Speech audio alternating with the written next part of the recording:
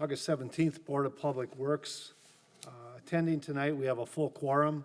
Dave Wilborn and myself in chambers, Michael Granetsky, Sarah Schroeder, and Ken Lobdell in via Zoom. First item, public appearances for non-agenda items. And we have with us tonight Jason Geiger, 5633 Lacey Road. He would like to speak regarding required sidewalks on a parcel that's being developed. Hey, Jason. Yes, thank you. So I'm here tonight representing myself. I purchased the property at 5633 Lacey Road, and I handed out a map that shows, it's on the corner of Lacey and Oak Knoll. It's 1.8 acres. It's it could be a great little infill project, which is my intent, to add 3 building sites to the property. And, prior to purchasing the property, I called and it sounded like from the city of Fitchburg that I would have to put sidewalks in on Oak Knoll, which made perfect sense to me, but I probably would not have to put them in on Lacey Road, which also made perfect sense to me because there's no sidewalks on Lacey Road on that entire block. I went to the Planning Commission. The Planning Commission all agreed that putting sidewalks on Lacey Road would not make sense, and this is not the time to do it for several reasons. Mostly because they don't go anywhere. And it didn't make sense to put sidewalks in that don't go anywhere when there's no future time frame to put sidewalks in on the remaining Lacey Road. And so that was agreed upon at the Planning Commission. But a couple months later, I found out that essentially I had to, required to put sidewalks in on Lacey Road. I am not interested in doing this project if I have to do that. It's very, very, very expensive. The sidewalks don't go anywhere. The new owners of the property are not going to want to shovel sidewalks and maintain sidewalks that don't get used. And it's just not feasible for me. I'd be happy to do the project. I'd be happy to add 3 new home sites to the property, and I'd be happy to connect the sidewalk along Oak Knoll so that project is finished and it looks great. But I did not sign up to essentially add sidewalks on Lacey Road, and to me, it's just not cost feasible and doesn't make sense. So I'm here tonight to essentially have the city of Fitchburg reconsider their requirement for sidewalks. Jason, where's the access? Is it 3 long lots, or are they? So the access, 2 home sites are accessible off of Oak Knoll, and when off of Oak Knoll, they're long, almost half-acre lots. They go all the way to the back, that west side property line, and then there will be 1 site accessible off of Lacey Road. Okay. So there'll be 2 parcels facing Lacey and 2 facing Oak Knoll when it's all done. One facing Lacey? Existing house, the existing house faces Lacey now. Oh, okay. So there'll be essentially 2 facing Lacey and 2 facing Oak Knoll when it's completed. So you purchased the existing home? Yep. Do you live there, or? I do not, I rent it out. Okay, all right. Yep. I'm just looking at the picture here. So I will apologize. First of all, board members, do you have any questions for Jason here? I have a question.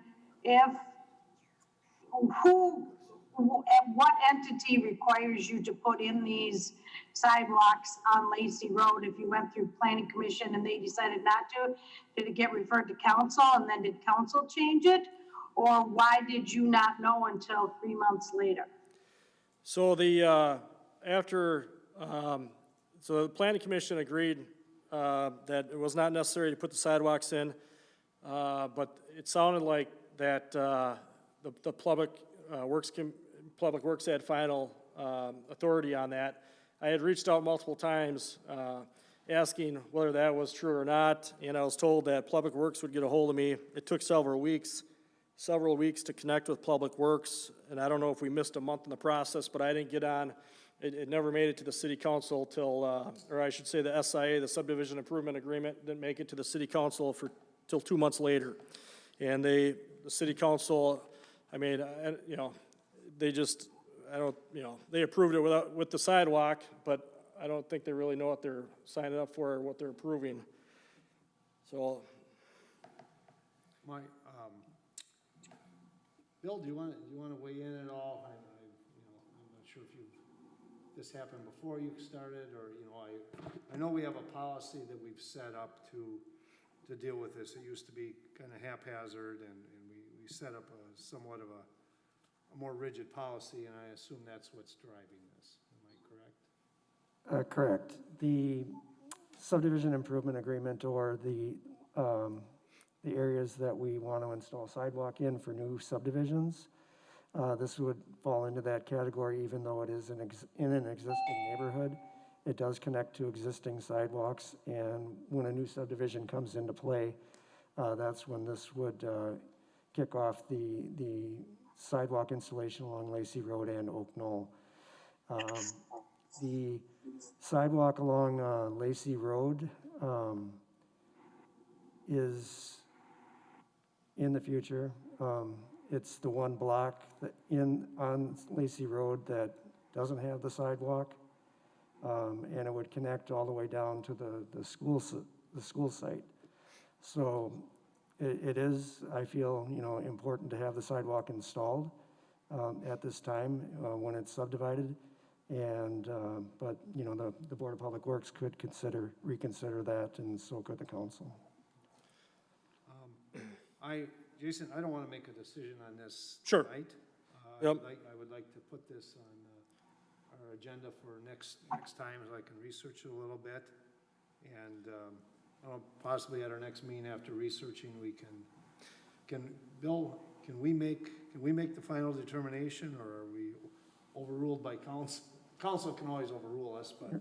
Right, it would have to go through the whole process again if we're going to reconsider the agreement. Yeah, I guess what I'm asking is to amend that agreement, to not require the sidewalks on Lacey Road, and just a couple things. My understanding is this is all Madison schools, so I don't think, this block obviously doesn't have sidewalk now, and, my understanding is there's a resolution that says 75% of the people would have to agree if they wanted sidewalks on the rest of them. I don't see, it could be years and years before the other 7 parcels, homeowners on that street, would want sidewalks. If the future of the city wants sidewalks someday, they certainly can add it. To me, it would make sense to do it all at once and assess everybody as necessary at that time. So. Understood. All right, so I will put this on a future agenda. Okay. Again, I'm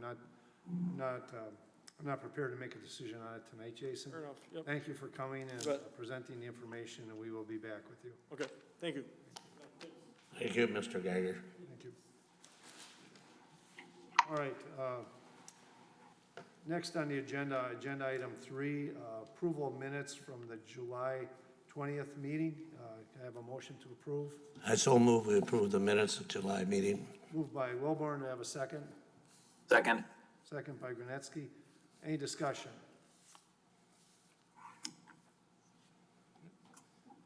Seeing none, all in favor of approving the minutes signify by saying aye. Aye. Minutes are approved.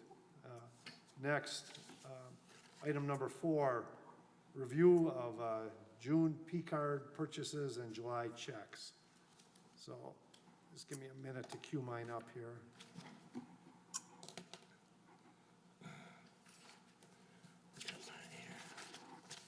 First of all, does anyone have any questions that has it open and looking at it here?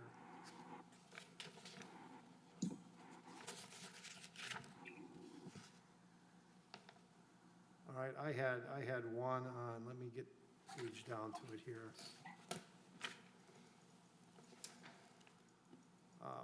Bill, on the first page, it was a check for Liquid Systems Incorporated, a new chemical pump.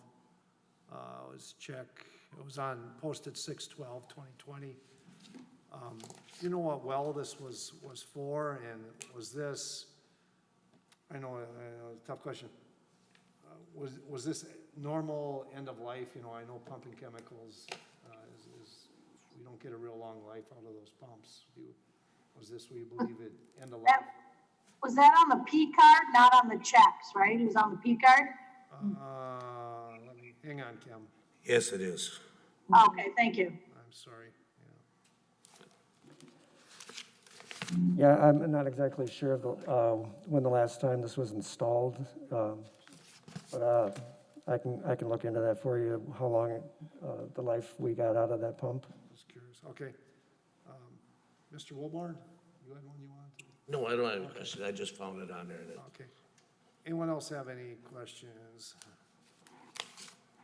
I had one more, and it was, give me a minute to find it here. We had, it was a decal for one of our trucks here.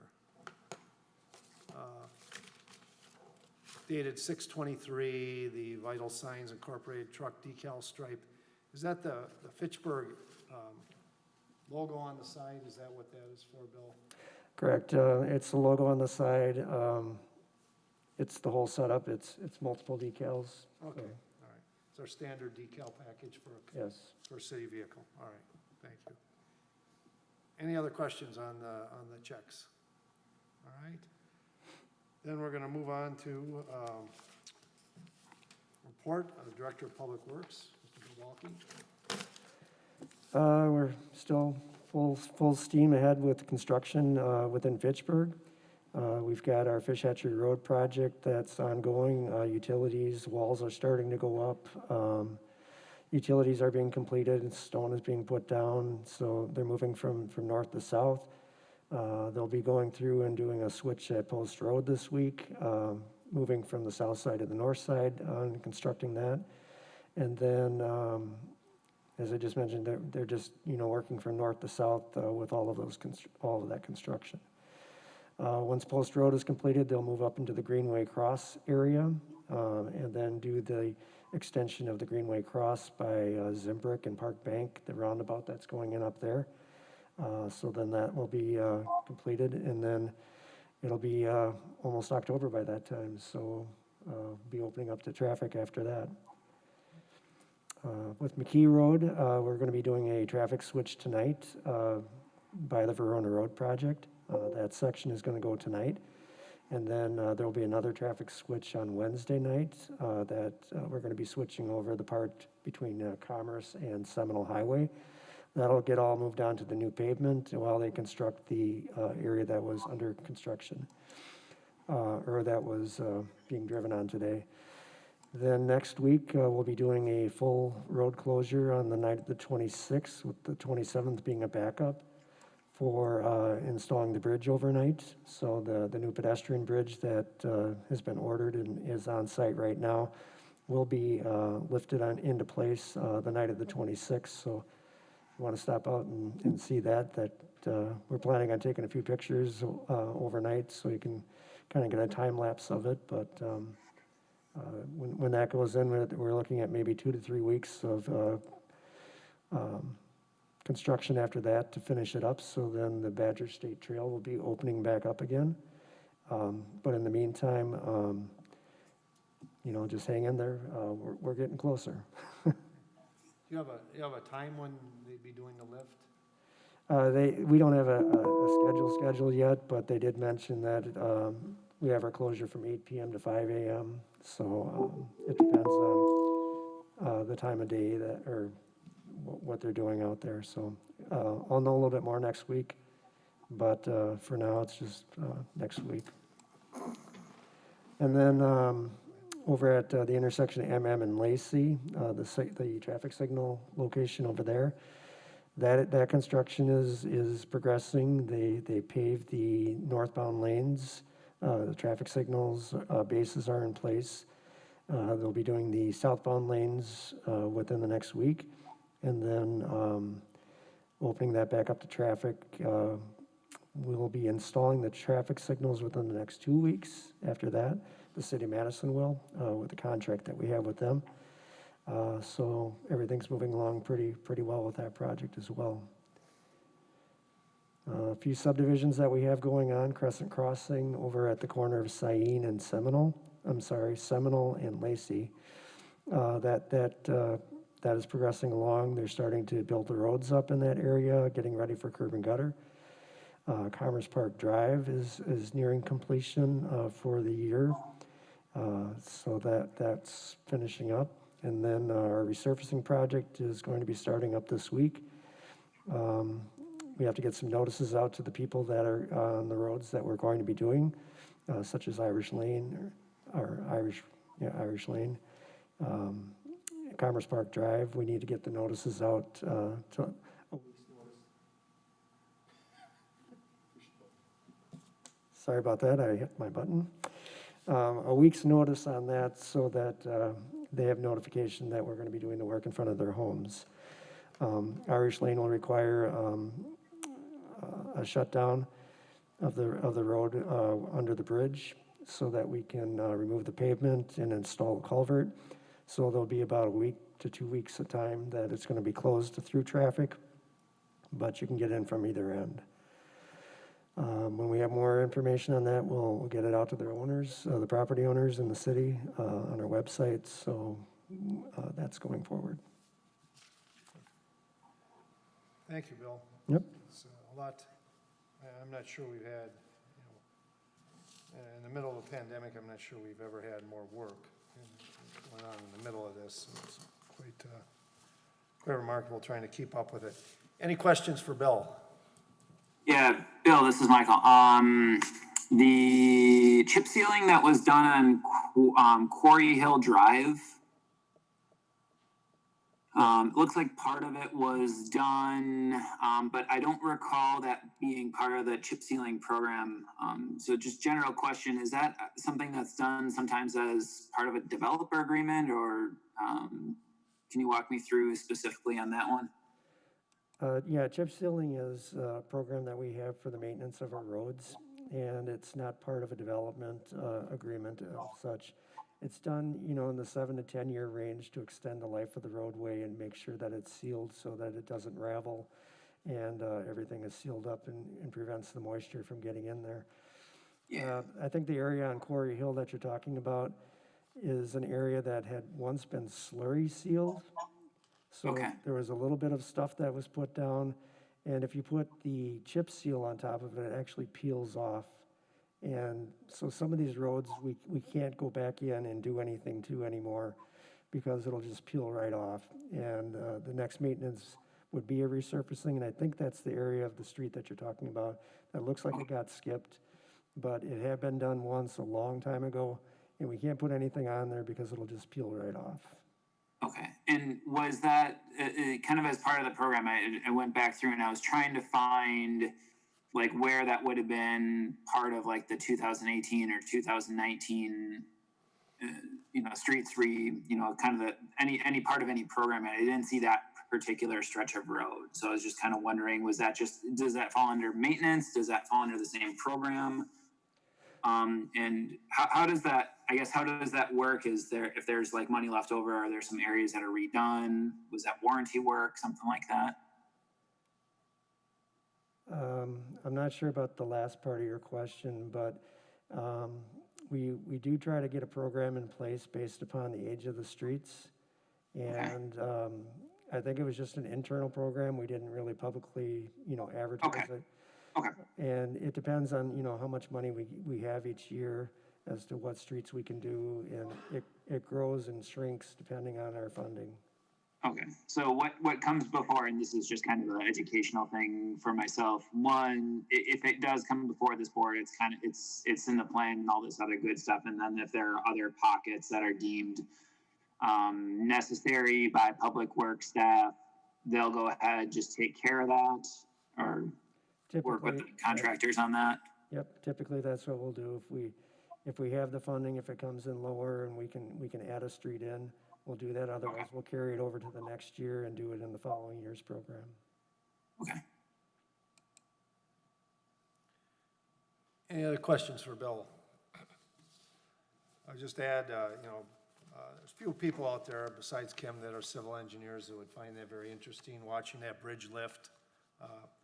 If you do go watch it, please stay out of the way, but it is interesting. It's a big section. They have to de-energize the power line to do that safely. And like I say, if you're interested, you might want to poke your head in there.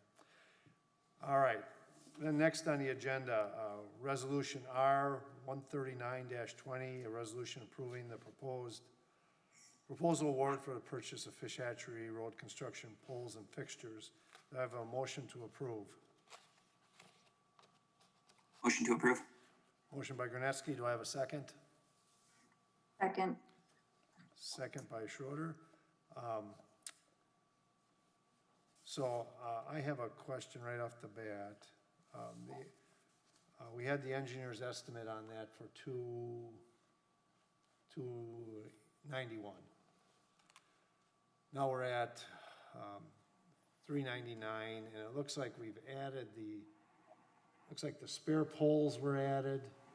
And what was the other item in there? There was, Yeah, we did add the spare poles. We added the smart lighting capacity. so what does that do for us, Bill? I'm sorry for my ignorance. That allows us the ability to dim the lights programmably or electronically or Wi-Fi through some, it's just a receptacle that we have built in so that it allows us to do that in the future. And then we also added in, let's see, the original bid also did not have the banner arms and the receptacles. Okay. So is it typical of the engineer's estimate, I know you didn't do this, to not include spare, I'm curious why we didn't include this spare poles in the beginning. I know probably wasn't your estimate, so I'm asking an unfair question, but you could speculate on that. Yeah, when we were doing the design of the lighting, we didn't know exactly how many lights we were going to be ordering, and the layout of the lights, depending on the type of the fixture and the spread and, the luminescence for the fixture. So once we finally got all of that in, there were a few more poles that were added into that. And then, as you mentioned, we just did not include a number of spare poles. Now, my experience, most time when poles have to be replaced, it's an auto accident. So in that case, would the car's insurance reimburse the city for the pole in the future? If we had to replace the cost of the pole and the labor? Yes, we do file that with the regulatory agencies for receiving that information from the insurance companies. So we do try to recover that. It's not always, it might take time to do it, but we got the poles out there just so that we can get them up and put them up right away, because these do have a long lead time. Okay. I'll ask one more question, then I'll stop monopolizing the conversation. Will we save $42,000 in costs, in electric costs on the, with the dimmers on there? Or is there some other advantage of the dimming capability?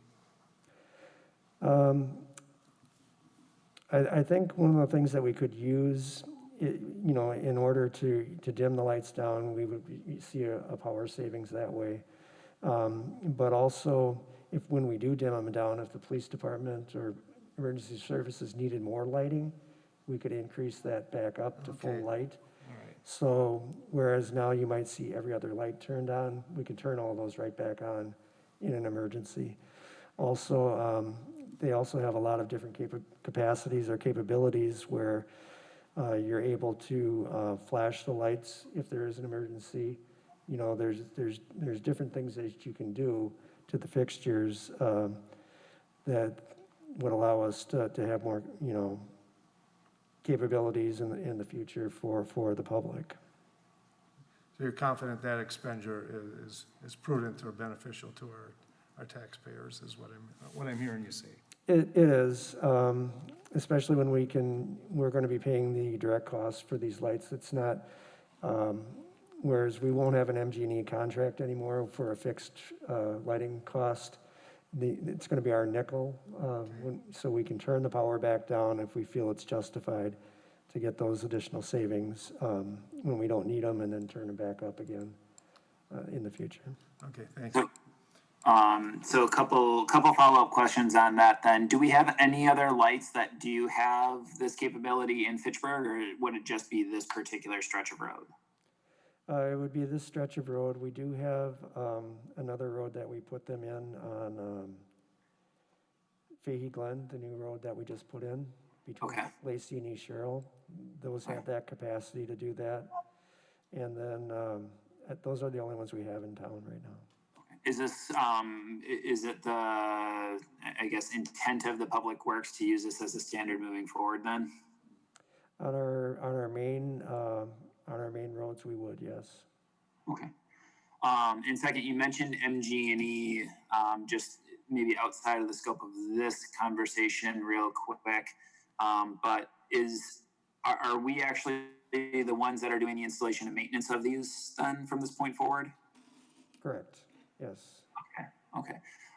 And kind of a tangent here, if somebody did have an issue with the streetlights, maybe in a neighborhood, is that a Public Works thing moving forward then? Is that an MG&E thing then for existing neighborhoods? It would be both, and it'll be hard to tell. I think we can easily, remedy this with a map. You click on the street light on your map that's wrong, it either directs you to MG&E or the city for repair. Okay, all right, very good.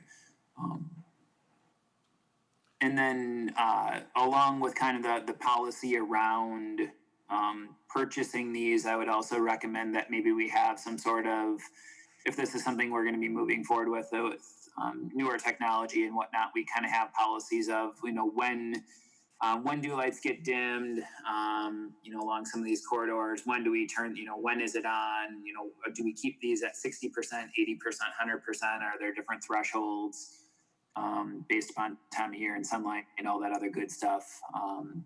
That'd be interesting to see from Public Works to make sure that, as much of that 42 grand as we can recost with energy savings, that we have policies around how to implement that. Okay, Well, can we task you with that? sure. I think you need another shovelful on the big pile, but you're in the best position, or new traffic engineer, I guess. Other questions for Bill on this? I had one more. So we're tapping into the contingency on the project. Have we had other requests, or have we had other things that are cutting into the contingency? It seems inevitable on a project this size. Yeah, there's been some pluses and minuses. Okay. We're kind of on the minus side on overall. I haven't compiled them all, but I'll bring that to the Public Works Board next time. Okay. So Any in other- other words, any we're other not getting in questions? trouble on it? The contingency is still pretty flush? Oh, yes, yes. That's what I want to make sure. I just had one question. I know the dimmable feature, I remember that being a really hot topic within the neighborhood open forums, and that there was a definite desire to have that dimmable feature. I don't remember there being much feedback regarding the decorative bases or the flag holders or the lighting arms that are being removed. Do you know, Bill, if that was a hot topic, or if you can recall any feedback on that? The dimmable feature was definitely discussed. I just can't remember if the other options were. Do you know if by chance those were? Not so much. I mean, it was a desire to do it if it wasn't too expensive. And given what the cost was to add these in with all of the lights and the number of poles we had, I just didn't feel it was feasible to do this. I mean, we can definitely do it, but it would take out of the contingency even more. That makes sense. Thanks. If there's no more comments, then I'll call the vote. All in favor of resolution R 139-20 signify by saying aye. Aye. Aye. Opposed? Motion carries. Next, resolution R 152-20 authorizing the addendum to the Economic Development Partners LLC contract approved in Resolution R-13-19. We have a motion to approve. I'll move to approve. I'll second it. Moved by Lobdell, second by Wilborn. Discussion, or Bill? As I read through this, it's basically, we're saying we're extending the contract from, that we had, because the project was originally 1 year.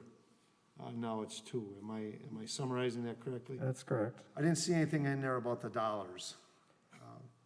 Is that, am I missing it here? I can address that Okay, thank if you. you need to. Thank you. There's been no change to the dollars. The dollars were not to exceed $75,000 for the 2-year period of time. And so that is, nothing changes there. Nothing changes with the scope of the responsibilities. The addendum just says that we're changing the end date from what would have ended in 2020 to December 31st of 2021. Music to my ears, Cindy. So, Thank you. Any other questions on this? Okay. All right, I'll call for a vote. All approval of Resolution R 152-20 signify by saying aye. Aye. Opposed? Motion carries. Next, Resolution R. thank you. Pardon me? Oh, you're welcome, Cindy. Oh, thank you, I said. Thank you for calling in. Have a good evening. You too. Next, Resolution R-151-20, a resolution adopting a public bike path easement in Outlot 1 of CSM 15162 in 9 Springs. I have a motion to approve. I'll move to approve. Moved by Lobdell. Do we have a second? Second. Second by Schroeder. Discussion, Bill, can you run us through it? Sure.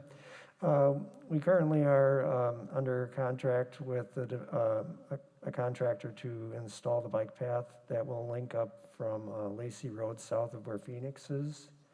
And we'll go around some ponds and link up to the new Central Park Place to the north.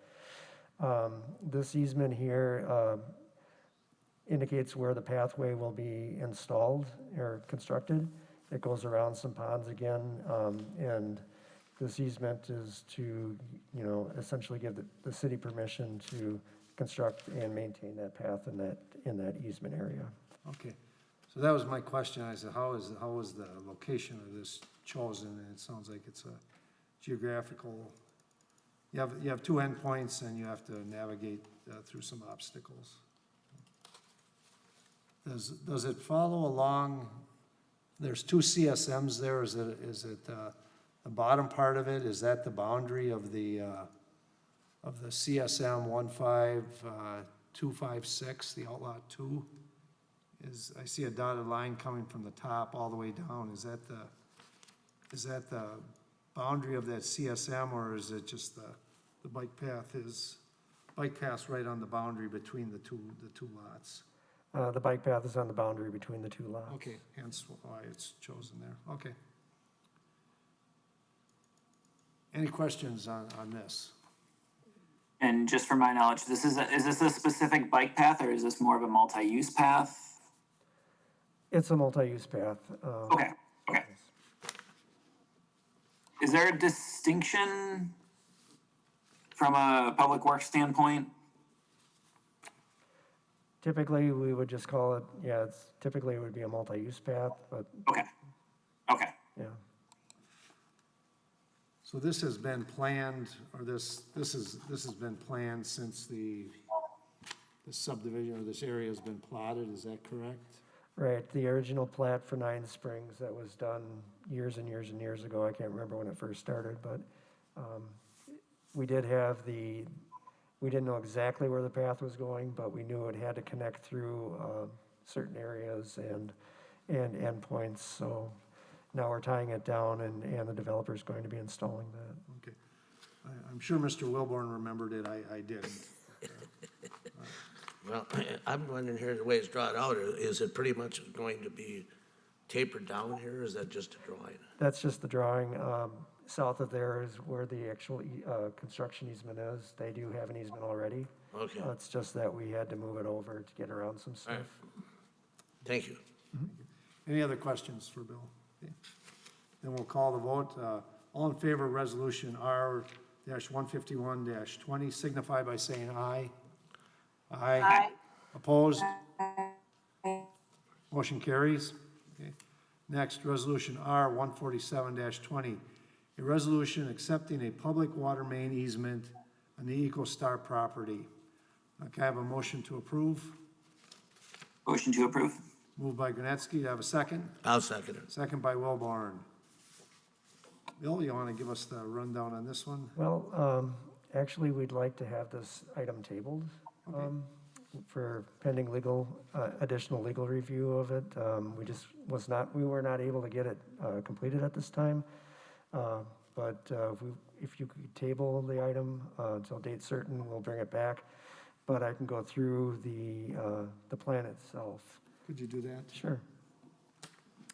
Our stormwater maintenance plan that we have proposed here is indicating all of the different facilities that we maintain, all the different programs that we have, and our responsibilities to the community and to our environment. So as we go through the plan, it gives some guidelines and some explanations to anybody who could pick it up as to what our responsibilities are, what our private property owner responsibilities, and our overall goal for our maintenance for the city of Fitchburg. So Hey, Bill, you're on E, right? You jumped to E, Bill. We're still on. We're still on D, the public water main easement on the EcoStar property. hey, sorry about that. I'm confused otherwise. No, we're on He's equally. he's tired of looking at us. I spun through that one pretty quick. I'm confused, so. Yes, thank you so much. So never mind the tabling comment. That's for the next item. Oh, I was gonna say, are we tabling the public water main easement or what are we doing? Oh, no, I'm sorry. All right, thank you. When we were constructing the water main and the fire hydrants out on McKee Road, we could not fit it into the area that we needed to be between the sidewalk and the sign and the bridge that's out there. We worked with EcoStar to propose an easement on their property for installing the fire hydrant. They've agreed to it. They've also agreed to the easement settlement price that we're proposing to fund, to pay for that easement. And we're asking for acceptance from the Board of Public Works for the construction of that, or the conveyance of that easement to the city of Fitchburg. Any questions for Bill? Pretty small, relatively small easement, about the size of a large room, is that right? That's about it, yeah. Yeah, okay. Any questions? Seeing none, we'll call the vote. All in favor of resolution? Don't we have to table this? Oh, this is the one he wants to, No, we want to act on this one. too. want to act on this one, and we'll table the next one. Table the next one, okay. So all in favor of resolution R-147-20 signify by saying aye. Aye. Aye. Aye. Opposed? Motion carries. Next, resolution R-153-20, approval of the stormwater utility maintenance plan. No one move to table this to a future meeting? Or I would just, can I just indicate I am tabling this to a future meeting? All right, I think we still have to vote though, don't we? okay, so. Because it still is an action. it's an I'll action even item. second your idea on table. Okay. Okay? So my motion to table, I made the motion, second by Wilborn. All in favor signify by saying aye. Aye. Aye. Hey, Okay, move to table. Let Bill continue. You want to pick up where you were at. You were describing the purpose of the stormwater maintenance plan and the benefits and. Great, so if you have some time to read through the plan and get comments back to us, it would be appreciated so that we can incorporate them into the plan. But as I mentioned, that it's going through some legal review just so that we're not overstepping our commitments within the document, so that we can't be held or should not be held liable for, future commitments and things like that. So as we're doing that review, as I mentioned, it goes through some history of the utility and the stormwater maintenance and why we're doing what we're doing and the importance of it, as well as what we do when we do it, what we should be doing and what we need to be doing. So as I had mentioned, that we go through and we talk about our infrastructure maintenance and all the different things that we're doing, with culvert replacements and pothole filling and sinkholes and cleaning out our outfalls. So we've got, a program for that. We've got our ponds that we have to do maintenance on. So there's a significant amount of maintenance that we invest in our ponds every year, as far as dredging, repairing any outfall issues, doing sampling. Vegetation management is a whole nother program in itself. We've got a lot of ponds with prairies and natural areas that we need to get a handle on as far as our maintenance program. How often do we do burns? How often do we do treatments for removing invasive species and things like that? And so the maintenance program for ponds is significant, our vegetation.